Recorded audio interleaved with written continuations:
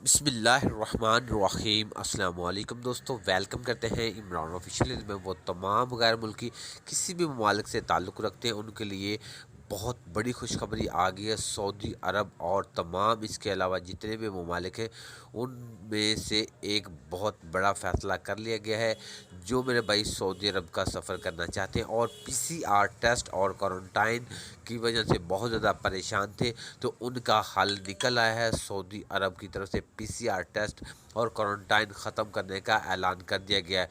और किस तारीख से ये ख़त्म करने जा रहे हैं तो वो भी आपके साथ शेयर करते हैं, और किन किन ममालिक ने ख़त्म कर दिया है वो भी आपके साथ शेयर करने से पहले अपने प्यारे से दोस्तों से गुजारिश करते हैं, वीडियो अच्छी लगी तो वीडियो को लाइक, चैनल को सब्सक्राइब कर लें और वीडियो को ज़्यादा से ज़्यादा शेयर कर दें, ताकि वो तमाम भाई जो पीसीआर टेस्ट और क्वारंटाइन की वजह से परेशान हैं तो उनके लिए उन तक ये वीडियो पहुँच जाए और वो बआसानी सऊदी अरब जा सके। तमाम की तमाम सफरी पाबंदियाँ ख़त्म करने जा रहे हैं। ये सऊदी की तरफ से भी ऐलानात किया गया है, और जो आइटा जो कंपनी है उसकी तरफ से तमाम ममालिक को ये हदायत जारी कर दी गई है।